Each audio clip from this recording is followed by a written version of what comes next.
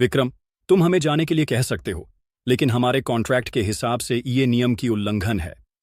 अब तुम्हें बाकी की रकम देनी ही पड़ेगी, रौनक ने विक्रम से कहा। चले जाओ। विक्रम ने उन पर कुछ नोटों की गड्डियां फेंकी और उन लोगों की ओर दोबारा देखा भी नहीं। रौनक और बाकी लोगों ने पैसे उठाए। हालांकि वे गुस्से में थे, लेकिन उन लोगों को नुकसान पहुंचाने की हिम्मत नहीं थी, क्योंकि उन्हें पता था कि ये युवा लोग कौन हैं और उनके बैकग्राउंड क्या है। रौनक और उसके सभी साथी वीर रहेजा की ओर देखकर बोले, हम देवाश्रम से बहुत दूर हैं, तो कृपया आप सभी सावधान रहें। आप सभी एक ऐसे इंसान पर भरोसा कर रहे हैं जिस पर भरोसा नहीं करना चाहिए। ये तुमसे 100 गुना ज्यादा भरोसेमंद है, विक्रम ने जवाब दिया। उन सभी को तो बहुत ही गुस्सा आ रहा था, लेकिन विक्रम के सामने गुस्सा जाहिर करने की हिम्मत नहीं कर पाए और बस वहां से चले गए। भाई, तुम्हारा तीर कमाल का था, देव ने तारीफ की जब बाकी सब जा चुके थे। वह वीर रहेजा को सन की कहने से बचना चाहता था, लेकिन उसे यह भी नहीं पता था कि उसका नाम क्या है। उसकी रेटिंग कम से कम 7.0 होगी, तभी तो वो डूम्सडे इस्तेमाल कर पा रहा है। जाहिर है उसका तीर दमदार होगा, विक्रम ने कहा। 7.0? लेकिन उन्होंने तो कहा था कि वो देव और बाकी क्लाइंट वीर रहेजा और उसके धनुष को अविश्वास भरी नजरों से देख रहे थे। आखिरकार सनकी की कहानी इतनी मशहूर थी कि वह सभी उसके बारे में जानते थे। मेरा मतलब है, कम से कम 7.0। उसने प्रैक्टिस में कितने तीर चलाए हैं? अगर उसकी ताकत 8.0 तक न पहुंची होती तो यह इतना आसान न होता, विक्रम ने वीर को देखते हुए कहा। 8.0? वे और भी ज्यादा चौंक गए और वीर को ऐसे घूरने लगे जैसे उन्होंने उसे पहली बार देखा हो। कोई भी जिसने 8.0 रेटिंग पाली हो, वह प्लैनेट टाइटन में उन्नत स्तर का माना जाता था। इसलिए वे यह मानने को तैयार नहीं थे कि सनकी इतना ताकतवर हो सकता है। क्या मैं तुम्हारा धनुष देख सकता हूं? एक युवक को अभी भी विक्रम की बात पर भरोसा नहीं हुआ। वीर रहेजा मुस्कुराया और डूम्सडे धनुष को उसकी ओर बढ़ा दिया। वह युवक दोनों हाथों से उसे पकड़े हुए डोरी खींचने की कोशिश करने लगा, लेकिन डोरी हिली तक नहीं। उसने कई बार और कोशिश की, लेकिन असफल रहा। भले ही उन्होंने टॉप स्कूल से ग्रेजुएशन किया था और बचपन से हाइपर जेनो कला सीखी थी, पर उनका शरीर अभी तक जेनो पॉइंट से विकसित नहीं हुआ था। उनकी ताकत अधिकतम 3.5 ही रही होगी, जो डूम्सडे इस्तेमाल करने की जरूरत से बहुत ही कम थी। तुम तो बहुत कमजोर हो, छोड़ो, जरा मैं कोशिश करता हूं। एक और युवक से देखा नहीं गया और उसने धनुष छीन लिया, लेकिन वह भी कुछ बार कोशिश करने के बाद असफल रहा। हर किसी ने कोशिश की सिवाय विक्रम के, और कोई भी डोरी नहीं खींच सका। तभी जाकर वे वीर रहेजा से प्रभावित हुए। आर्चरी एक ऐसा क्षेत्र था जिसे बहुत कम लोग अपनाते थे और इसमें बहुत मेहनत लगती थी। इसलिए ज्यादातर लोगों को धनुष और तीर की समझ नहीं थी और न ही उन्हें डूम्सडे की कीमत का अंदाजा था। उदाहरण के लिए, दक्ष और उसके दोस्त यह नहीं जानते थे कि वीर रहेजा का धनुष करोड़ का है, वरना वे उसका मजाक कभी नहीं उड़ाते। अब किसी ने भी वीर को हल्के में नहीं लिया, खासकर इसीलिए भी क्योंकि उसने देव की जान भी बचाई थी। वह सभी उसका नाम पूछने लगे और उसे वीर कहकर बुलाने लगे। आखिरकार प्लैनेट टाइटन एक ऐसी जगह थी जहां सिर्फ ताकतवर को ही सम्मान मिलता था, और वीर की आर्चरी की वे ताकत वाकई में काबिले तारीफ थी। वीर, क्या तुम हमें असली आर्चरी दिखाओगे? देव ने प्रस्ताव रखा। बाकी सभी युवक भी उत्सुकता से वीर की ओर देखने लगे। मेरी आर्चरी तो साधारण है, वीर मुस्कुराया। इतनी विनम्रता भी घमंड की एक किस्म होती है, देव बोला। ठीक है, चलो एक तीर चलाकर देखता हूं। वीर खुद भी अपनी ताकत को आजमाना चाहता था। डूम्सडे मिलने के बाद वह अब तक इसकी सीमाओं का टेस्ट नहीं कर पाया था। युवक सभी खुशी से झूम उठे। वीर ने इधर उधर देखा और एक टीले की ओर बढ़ा। उसने किसी चीज पर निशाना साधा और धीरे धीरे सेबर एरो निकाला। जैसे ही उसने डोरी खींची, उसकी बाजुओं की नसें नीली होकर उभर आईं। तीर बिजली की तरह छोड़ा गया और जंगल में गायब हो गया। क्या वो चूक गया? देव और बाकी को कोई आवाज सुनाई नहीं दी, तो उन्होंने सोचा कि निशाना चूक गया होगा। बहुत दूर था, जंगल कम से कम 400 फीट दूर है। चूक जाना कोई बड़ी बात नहीं, देव ने कहा। चलो चलकर देखते हैं, वीर ने कहा और पहाड़ी से नीचे उतरकर जंगल की ओर बढ़ा। उन सभी युवक भी संदेह के साथ उसके पीछे हो लिए। लगभग 100 मीटर चलने के बाद उन्होंने देखा कि एक चितकबरा जानवर मारा हुए था उसके सिर के आर पार तीर गया हुआ था, इसलिए हमें कोई आवाज नहीं सुनाई दी। तीर ने जानवर की नसें एकदम से तोड़ दीं और वो चिल्लाने तक नहीं पाया। सभी बहुत प्रभावित हुए। वीर जहां खड़ा था वहां से जानवर कम से कम 400 गज दूर था और सिर्फ एक तीर में जानवर ढेर हो गया। वीर की आर्चरी प्लैनेट टाइटन में सबसे बेहतरीन मानी जा सकती थी। इसके बाद सभी क्लाइंट वीर के फैन बन गए और अब जो भी वीर कहता वो सभी वही करते।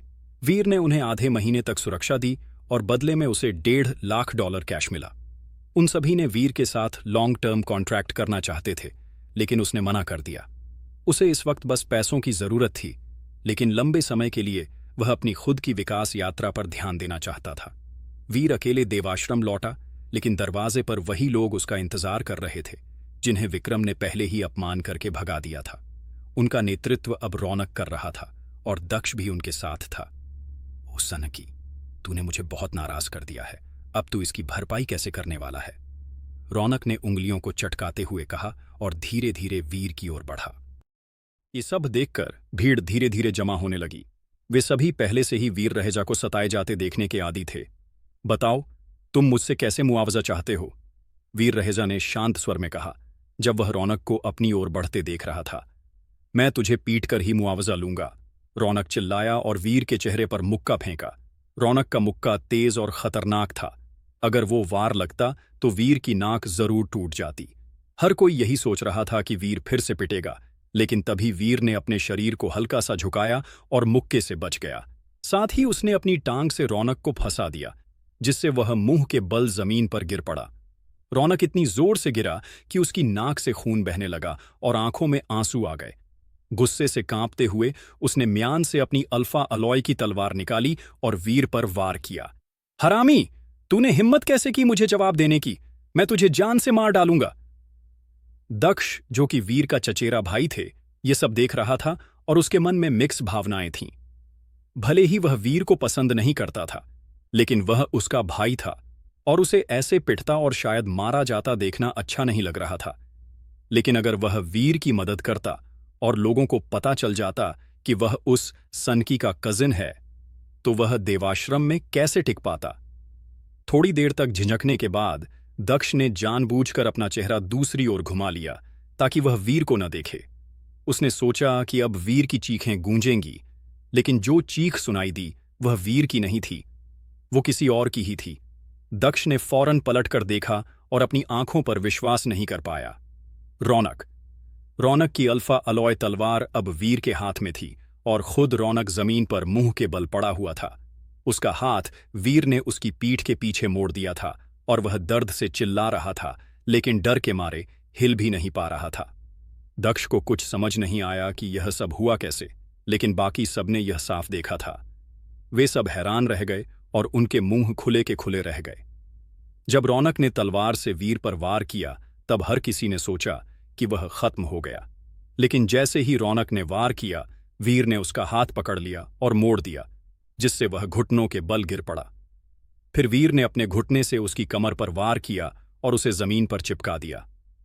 कोई विश्वास नहीं कर पा रहा था कि सनकी ऐसा भी कर सकता है। सन्नाटा छा गया था, बस रौनक की चीखें सुनाई दे रही थीं। क्या कर रहे हो? मारो इस हरामी को! आह! रौनक ने भीड़ की ओर देखते हुए चिल्लाया। क्रैक! वीर ने उसकी बात पूरी होने से पहले ही उसका हाथ तोड़ दिया। ठंडे पसीने से लथपथ होकर रौनक का चेहरा पीला पड़ गया। रौनक के दोस्त यह देखकर वीर की ओर दौड़े, अपने हथियार उठाए हुए, लेकिन वीर अभी भी रौनक की अल्फा अलॉय तलवार पकड़े हुए था। जैसे ही पहला हथियार उस पर झपटा, वीर ने तलवार से उसे रोक दिया। सभी हैरान रह गए, क्योंकि वह हथियार एक ही वार में 2 टुकड़ों में कट गया। ये मूर्ख कितनी बढ़िया तलवार लेकर घूम रहा था, कम से कम 1-2 मिलियन की होगी, वीर ने सोचा और तय किया कि अब यह तलवार वह नहीं लौट आएगा। कुछ ही पलों में बाकी सभी हथियार भी वीर ने काट डाले और ये देखकर उन सभी डर के मारे पीछे हट गए। अब किसी की हिम्मत नहीं हुई कि वीर पर हमला करे। दक्ष स्तब्ध रह गया, जैसे वह कोई सपना देख रहा हो। रौनक की ताकत रेटिंग 6.8 थी और उसके पास एक अच्छी तलवार थी, जिससे उसे देवाश्रम में अच्छी खासी अहमियत मिलती थी। हालांकि दक्ष के पास एक म्यूटेंट बीस्ट सोल हथियार था, लेकिन वह जानता था कि वह रौनक का सामना नहीं कर सकता। और अब वही रौनक जमीन पर पड़ा था, बिना हथियार के, और वीर विजेता बनकर खड़ा था। यह बदलाव इतना बड़ा था कि दक्ष को समझ ही नहीं आया कि क्या हुआ। क्या ये वही नहीं है जिसे अवनीश शेरगिल और ग्रैंडमास्टर दोनों ने नजरअंदाज कर रखा था? क्या ये वही नहीं है जो अब तक एक भी प्राइमरी प्राणी नहीं मार पाया था? क्या ये... दक्ष वीर को खाली खाली निगाहों से देखता रहा। उसके मन में कई भावनाएं टकरा रही थीं। वीर ने बाकी लड़ाई नहीं जारी रखी, बल्कि रौनक का म्यान उठाया, उसे अपनी कमर से बांधा और अपनी नई तलवार को उसमें रख लिया।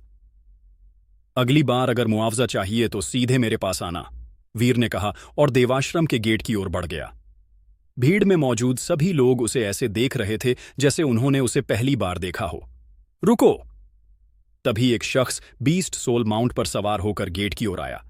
वह था बियांग बख्शी, ग्रैंडमास्टर का खास आदमी। बियांग, इस सनकी ने मेरा हाथ तोड़ दिया और मेरी तलवार छीन ली। तुम ही इसका बदला लो, रौनक रोते और गुस्से में चिल्लाकर कहा। हरामखोर! बियांग बख्शी ने पहले रौनक को देखा, फिर वीर को। मैं सोच रहा था कि इतनी हिम्मत किसकी हुई मेरे आदमी पर हाथ डालने की, तो तू निकला सनकी, तू तो गया। बियांग बख्शी ने अपनी अलॉय चाबुक निकाली और वीर की ओर फेंकी। वीर ने पलटते हुए अपनी तलवार से उस चाबुक का सामना किया। जैसे ही दोनों हथियार टकराए, दोनों के शरीर झंझना उठे। तुझमें इतनी ताकत कैसे है? बियांग चौंक कर बोला। उसकी अपनी ताकत रेटिंग 9.6 थी। हालांकि उसने पूरी ताकत से वार नहीं किया था, लेकिन वीर अगर उसका वार रोक पाया था तो उसकी ताकत कम से कम 8.0 होनी चाहिए। और यह बात उसे कुछ हजम नहीं हो रही थी।